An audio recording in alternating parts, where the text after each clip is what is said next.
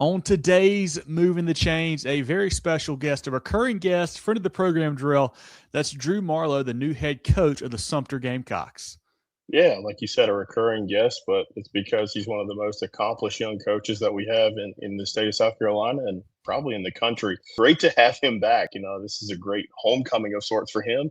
So it's good to catch up again and really excited about the upcoming season for the Sumter Gamecocks. For sure. A lot of fun talking with Coach Marlowe. Today on Moving the Chains, Drew Marlowe, new head coach of the Sumter Gamecocks. We should follow us on YouTube at Movin Chains. That's MOVINCHAINS. Get ready for the ultimate South Carolina high school football experience with Movin The Chains. From previews to recaps, we've got you covered. Dive into our expert preview shows, predicting winners and sharing insights. Then join us post-game for the thrilling recaps, exclusive interviews, and highlights you won't find anywhere else. Plus, connect with fellow fans on our Friday night spaces on Twitter/X. No one covers South Carolina high school football like us. Join us at Movin Chains on all social media platforms and visit movinchains.com today. Welcome into Moving the Chains, brought to you by Founders Federal Credit Union. I'm Kevin Thomas alongside Jerel Hendricks. Got a great interview today, a very special guest, friend of the program, recurring guest, and that's the new head coach of the Sumter Gamecocks, Drew Marlowe. Coach, how you doing today? I'm doing great, man. Thank y'all so much for having me. We appreciate your time as always. We really do. If this is you guys' first time tuning in, be sure to follow us on Facebook, Twitter/X, Instagram, YouTube, and more at Movin Chains. Our website, movinchains.com, and our podcast on Apple, Spotify, Google, and more. Coach Marlowe was hired in February. He was the head coach at South Florence for the past 6 seasons, going 63-16 while winning 2 state titles and 4 lower state championships. Prior, he was an assistant at Sumter and also is a alum of Sumter High. Coach, we're talking off air. Seems like it's been a bit of a whirlwind for you, but how's that transition been going, getting moved from South Florence over there now to that Sumter program? Yeah, it's been good. I think, with anything, we all sort of, whenever we move on to a new chapter of our lives, we sort of mourn the, ease and the systems and processes that we had built, previously. Things just reestablishing things. It's been good though. It's been, this process has sort of challenged me and challenged a lot of the things that I've thought and kind of the way we just always did things, at South Florence. And so hectic, but good. A lot of growth. Well, Coach, your path has been highlighted with a lot of the success that you've had over the last few years, and you've obviously been on our program before. But for those who may not know about your background, if you don't mind telling the listeners, how you got to this point and assuming the head coaching role here at Sumter. Yeah, so I'm from Sumter. I was born and raised here.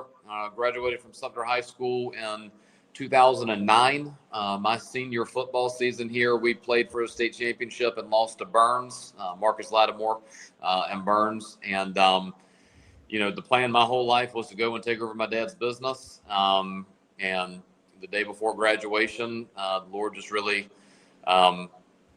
placed on my heart a desire that kind of came out of nowhere, to be honest with you, to be a football coach. And I graduated from high school on a Saturday. I started coaching on a Monday, and that's what I've been doing ever since for, I think it's year 17 now. I was an assistant here at Sumter for 11 years. During college, I kind of worked, really just as a GA. I went to college, or I went to school and came back here and coached in the afternoons. And then in 2019, I got the chance to go to South Florence to be a head coach. It was a desire that I had to be a head coach. And I, was an opportunity that I had no idea what that would become. When I went to South Florence, I was, honestly just trying to figure out how to get a first down in the beginning. And the Lord just blessed our work, the things we did. I'm so thankful for so many people there. Had some unbelievable players, obviously, that are, playing. They're still playing on Saturdays. There'll be several of them playing on Sundays here shortly. And just had a wonderful experience there. Really, my children, when we moved to Florence, I had 3 under the age of 2. And so they really grew up in Florence. And it was the hardest decision that my wife and I have ever made. And ultimately, we just felt like, the Lord had opened an opportunity for us to come home and to invest in home the way that we were trying to invest in Florence. And I feel like South Florence was in a really, really good place. Was really confident that, they would continue to be great. Unfortunately, it got messy there at the end. Trying to leave the right way is never something that's easy when you're dealing with two, school districts. But got here in February and have been wide open ever since then. Coach, as one of the key things to a good program and a good coaching staff is getting that staff set up around you. How is that filled out? We're able to bring a lot of guys over. Any spots open, or who are some guys you want to shout out here on the program today? Yeah, very fortunate to bring my offensive coordinator, my defensive coordinator, and my strength coach with me. My strength coach, he's a Sumter guy also, Sean Armstrong.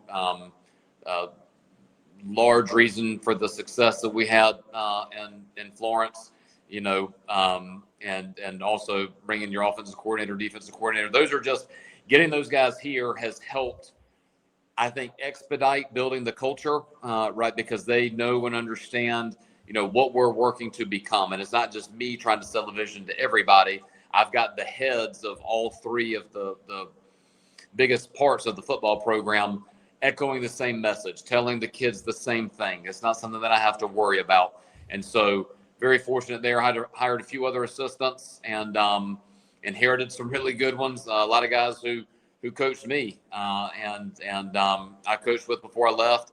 I think that we have 8 guys on our staff who graduated from Sumter High School. And so I think that means a lot to have guys who this place means a lot to them. Most people, you go to a school and it's just a school. You're working really hard, but it's just a school. Sumter means a lot of things to a lot of people on my staff, and I think that's been really good for us. I can't think of a situation where we've had a new coach interview where like the brand of football just translates so well. What we've seen you do at South Florence, I assume you plan on doing at Sumter, and that's something that's happened at Sumter for a long time. But for those who haven't seen your teams play, what should they expect on offense and defense from those guys? We want to be fast, physical, and dominant.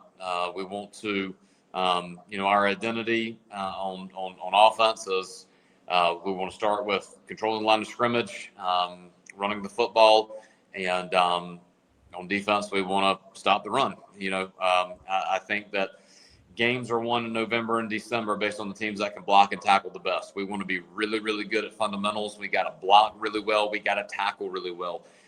Football still comes down to those two things. There's a lot of really neat things that all these guys that are way smarter than me are doing in football, and I'm copying them. I don't have enough time to imagine things for myself. I see what some of these other guys are doing, and it is some great stuff. But if you can't block and you can't tackle, then you can't win in November. And so we've been focusing on the fundamentals. We want to be tough. We want to be disciplined, and we want to be a team that beats you up. We want to be the bullies. We want to physically just go after you, and that's what we are working to become. Coach, who are some guys that have really been big influences on your career, maybe in the way that you coach, or like you mentioned, some guys you try to kind of pick things from now to kind of implement into your program? Golly, there's been so many. I mean, probably the two most influential, would be he was my high school coach, Matt Love. He coached tight ends and H-backs here at Sumter High way back when. And he has been, truly a mentor to me throughout my entire coaching career. I mean, like I said, I graduated on a Saturday. I started coaching on a Monday. And when I first started, I was the 9th grade offensive coach. I coached the entire 9th grade offense. I'm 18 years old. I've got absolutely no idea what I'm doing. And Matt Love was a guy who, truly took me by my hand and taught me how to make a practice schedule, taught me how to be organized, taught me football. And he was the base for everything. He's my best friend now. We still talk often, even though he's in Spartanburg. But just an incredible influence in my life. And then, I won't even say second, but right there with him was Coach Barnes. I mean, what I learned here, everything that I did at South Florence was a reflection of what I learned in 5 years for working for Coach Barnes. And he changed a lot, when I left, just in terms of scheme and stuff like that, going to triple, doing that kind of stuff. But in terms of somebody who taught me football scheme, how to organize and run a program, how to build a team, how to be tough, physical, all those things. Mark Barnes was I learned more from him in the 5 years I worked for him than I had in the previous, however long, if you doubled it. Coach, as you know, we're a players first podcast. We love shining a light on the players here. And man, have you had some great ones, like you mentioned, some that are going to be playing on Sundays real soon down there at South Florence. But who are some guys that you've identified over the spring and into the summer that really you expect to contribute to this year's team? And, whether they're new or guys who contributed last year? Yeah. Everything in football, period, no matter what level, starts with your quarterback. And we've got a really good one in Franklin Richardson. He'll be a senior this year. This will be his third year as a starting quarterback. He's been a triple option quarterback, but he can throw the ball. I mean, I think that it is a misconception out there that he cannot throw the ball. Now, he's a dominant runner at 6'2". I don't know, the boy's probably about 225 pounds. And he does that well, and he will do that for us too. But he's going to make some plays for us in the passing game that you have to be able to make in order to win big games. I think we're gifted at running back with Cleveland Pinckney and Reggie Shannon both coming back. They both were contributors last year. They kind of had three guys that carried the load last year. That's two of the three. I think that they have very high ceilings. I'm excited about our offensive line and our tight ends and H-backs group. They're big. We've got to learn how to block people better, how to maintain blocks, finish blocks, be nasty, those sorts of things. And then on defense, Nashawn Brown and Rayshawn Dickey, two linebackers that are returning from last year who have been good leaders for us. I've been very pleased at how they have grown just in the short time that I've been here. We lost a lot, from last year's defense. So a lot of new faces over there. We're still trying to work it out and figure out, who's going to go where. But I think early on we'll probably have a lot of guys who play, and we'll take the first couple of weeks to figure out who the best 11 are and try to have the best 11 on the field, come October. Coach, you were able to get in the door pretty early in February, go through spring practice and summer ball and all that type of stuff. What have you learned about this group so far that makes you excited for this upcoming season? They want to win. They're hungry. No matter how hard you work to fight this, I think any program who wins at a high level year in and year out, just natural human tendency is to become complacent. That's normal. And, I do believe that winning makes you soft. Now, we still want to win, but you have to really, really fight the softness that can come with winning, the desire to rest that comes with winning. And Sumter's won a lot. When I did my research before coming here, Sumter has won the second most football games of any team in 5A. I think we won 99 over the last 10 years. And that's a lot of winning. Now, what Sumter has not done well is win in November. And so that has really been the message, to finish, to do more, to be different than you have been. Although what you have been is good, if we want to play into November or into December, then we have to be willing to give more, to do more, to be more precise about things. And, that process, these kids have really responded well to. Now, we're a long ways away from being where we need to be, very long ways, but they are working towards it and they aren't resisting it, which frankly is rare. And that's something that gives me a lot of hope for this season. Coach, with it not being a rebuild, as you mentioned, and again, this is a program that is accustomed to winning, but just not making that deep playoff run, do you find that more difficult to get the kids to respond? You said they have responded well, but do you find that more difficult as if it was a program that had not been winning? And what did you kind of identify in this process to where, like, hey, I really need to change a certain thing or maybe a viewpoint to really get them ready to win in November and December? Yeah. Obviously, I would say it's easier to take a loser and make it win than it is to take a winner and make it a champion. All right, if we're kind of using those terms. Sure. But at the end of the day, man, it is so hard to win those last two games. I mean, the semifinals and then the finals, when you add up all that the previous 13 weeks have brought you to win those last 2 weeks, it takes a desire to, I think it takes some luck. It takes some being fortunate in terms of injuries and, that kind of stuff. But it also takes from the kids, it's hard to be focused football season, if you play into December, football season is about 20 weeks straight. That's not including the summer and the spring, which you could tack that on there too. But 20 weeks straight of mental and physical just grind. There's a certain level of mental toughness it takes to go that far, to be focused for that long, to not get tired of doing the same thing over and over again. From a practice standpoint, I'm probably the most boring practice that you'll ever go to and see, but it's because I believe that you have to continually work on the most basic things, and that's taxing from a mental standpoint, especially for kids now, to do the same thing over and over again for 20 weeks and to do it at a high level, not just do it to get it done, but to do it to continually improve. I got a little bit lost in answering your question.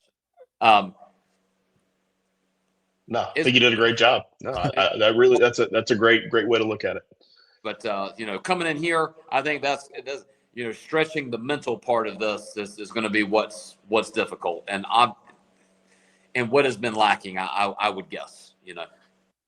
Coach, I want to commend you because I feel like you're a very hard-nosed, disciplined head coach where like you're tough on the kids. But like I think that's a lost art these days. If we got a lot of young coaches who watch our program and try to get tips, and I feel like everybody nowadays says you got to be friends with them and you can't be hard on these kids, and it's a different era and all that. But I feel like you and other coaches like a Coach Knotts have proven that that's not the case. What are some maybe words of advice you'd have to some younger coaches who I guess how to grow a program in the right way, that it's okay to be tough on these kids these days? Yeah. Gosh, I still feel like I'm trying to learn how to do this thing.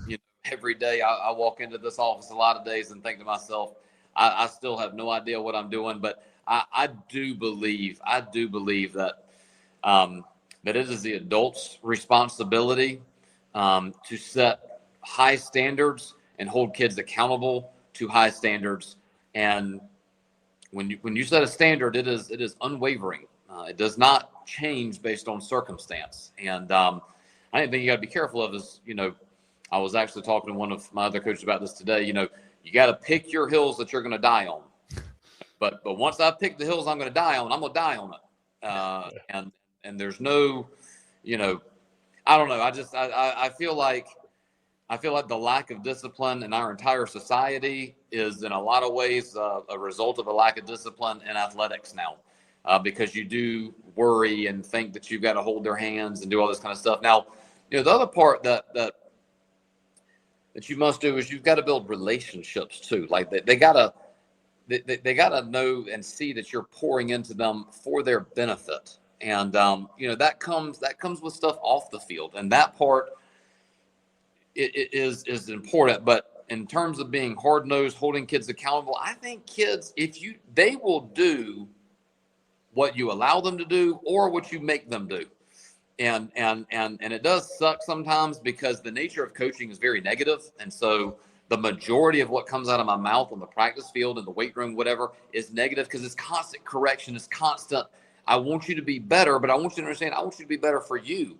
We kind of say a lot, you've got to be the best version of you in order for us to be the best version of ourselves. And ultimately, that's what we got to be in order to win a championship. We have to be the best version of ourselves. So I need you to be the best version of you. Kids are not lazy today, as many people will tell you. Kids just aren't held to a standard of excellence that makes them work hard.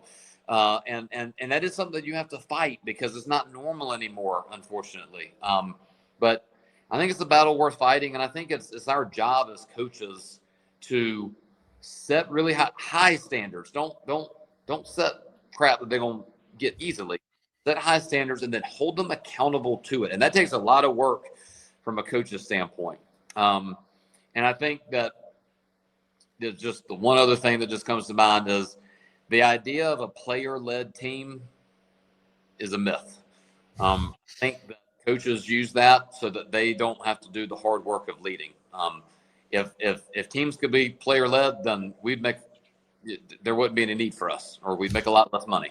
And so I think it's your job as the head coach to do the setting of the standards. If you want to include them, whatever, but set the standards, hold everybody accountable to the standard, hold your coaches accountable to holding the kids accountable to the standards.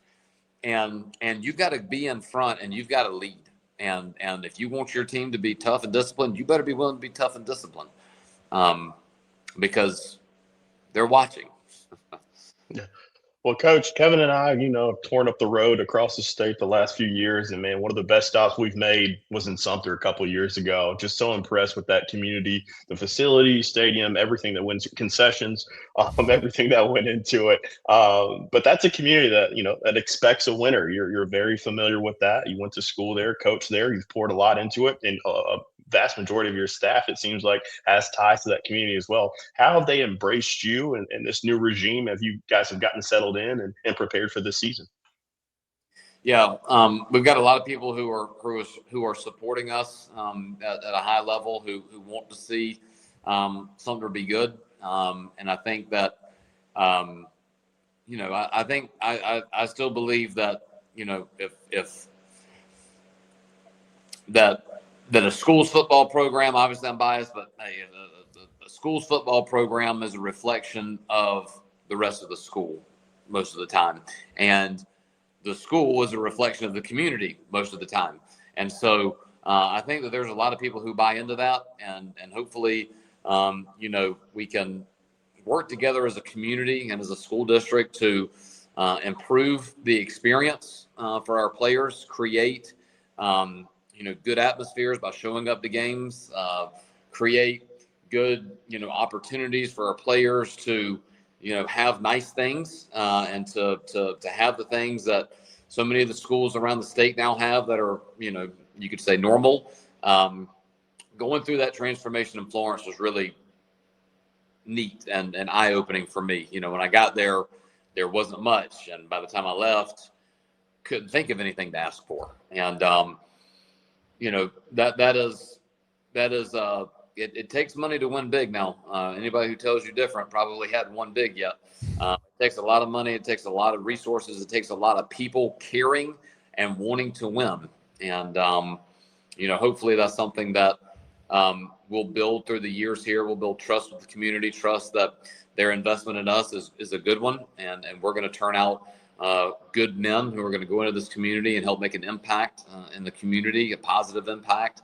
And, I think that there's just a certain amount of work that's got to be done in order to get to where you want to be. Coach, you guys have a really strong schedule this year, especially in the non-region, including a couple guys you could certainly see late into November, December there in the playoffs. How important was it to get some of those big hitters on the schedule to, get your team ready for a deep playoff run? Well, I'd say it was a lot better idea in February than it is right this second. No, I mean, honestly, I felt like in order for us to win in November, what we had to do was to play against teams who were going to expose our weaknesses. And I feel like, I think you'd be hard pressed to find a bad team on our schedule, right? I mean, I don't think there's anybody on there who's just no good. But particularly in the non-region, with Somerville and Dutch Fork and Dorman, the aim was hopefully we'll see at least two of those teams again in November and December. But we need to have our weaknesses exposed. We need to have things to work on. The thing you worry about is a program who's not used to losing games at all. How might we respond if we lose those three games, And so that's something that we've got to teach our players that it's not about winning and losing right now.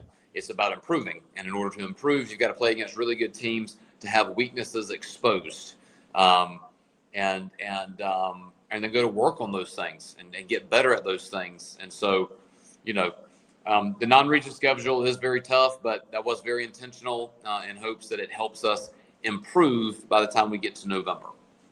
Founders Federal Credit Union means banking made for you. The on the go, the pick up and go, and the I want to go.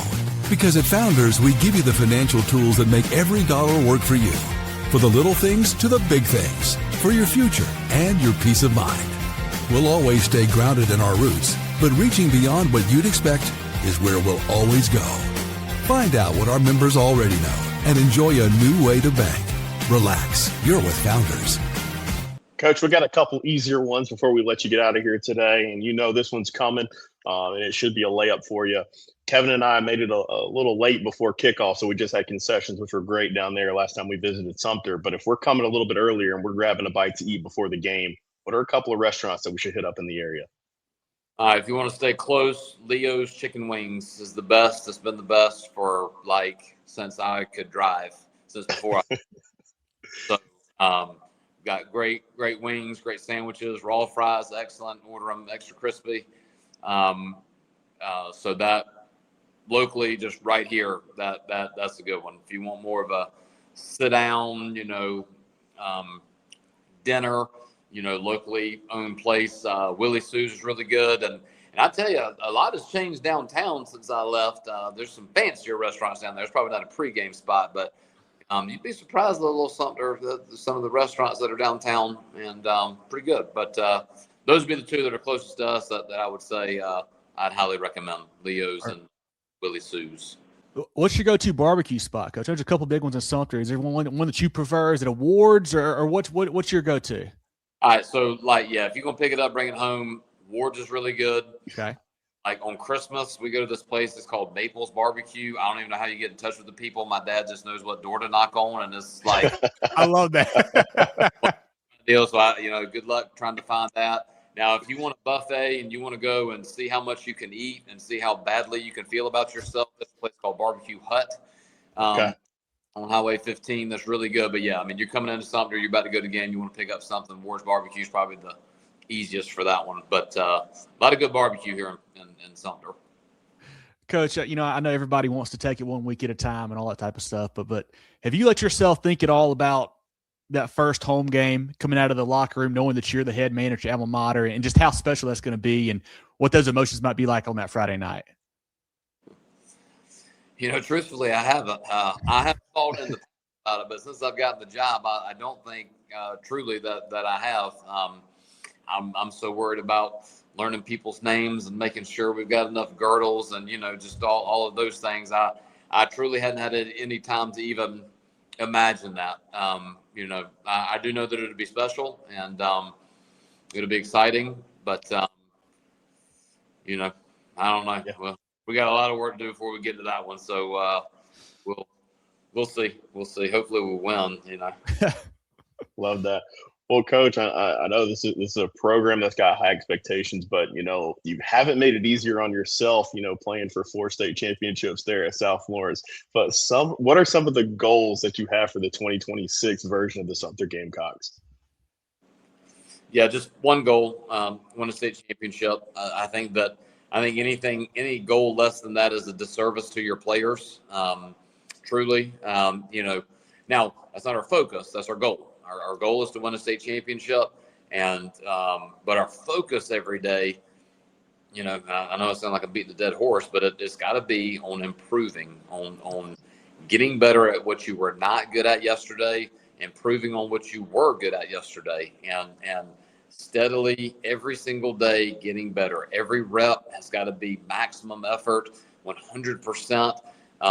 Everything you do in training yourself has to be the very best, with the knowledge of knowing that's what we want to do. Our goal is to win a state championship, but our daily focus, has to be on improvement. And then, it's up to our assistant coaches to define for their group what needs improving. And then it's up to the kids to do the work to improve. And, I don't get into how many wins or losses, I've been fortunate to have win a lot of games, and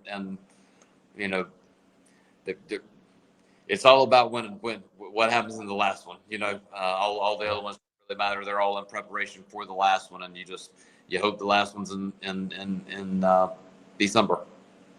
Well, this has been great. I want everyone to go check out Coach Marlowe and the Gamecocks program on social media. They do a great job posting updates on their kids and their program. So certainly follow their accounts on all their social pages. Like I mentioned, follow us on all social media, on our website, movingchains.com, and our podcast on Apple, Spotify, Google, and more. Moving the Chains brought to you by Founders Federal Credit Union. Jerel, any else for Coach? Let him go today. Coach Marlowe, thanks as always. You've been extremely gracious to our program over the years, and we really do appreciate it.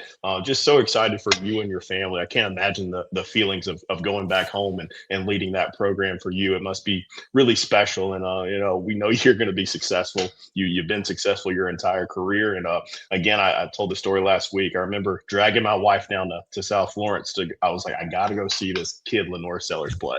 And that's when we met. And I was like, I have to go see it. And you guys put on a show that night. So you've been great to us ever since. We know you're going to be successful and, stay healthy this year, and we'll talk soon. No doubt. Hey, guys, thank y'all so much for what you do in covering high school football and promoting our sport. Can't thank you enough for how you've highlighted my programs, but other programs around the state and created genuine interest in our sport. It's something that's really, really important. And thank you for what you guys do. We really appreciate it. Coach, we appreciate the kind words. Appreciate your time as always. Look forward to stopping by a practice or game. Get to see you here again soon. And best of luck this season, all right? Great, guys. Thank you so much. Get ready for the ultimate South Carolina high school football experience with Movin The Chains. From previews to recaps, we've got you covered. Dive into our expert preview shows, predicting winners and sharing insights. Then join us post-game for the thrilling recaps, exclusive interviews, and highlights you won't find anywhere else. Plus, connect with fellow fans on our Friday night spaces on Twitter/X. No one covers South Carolina high school football like us. Join us at Movin Chains on all social media platforms and visit movinchains.com today.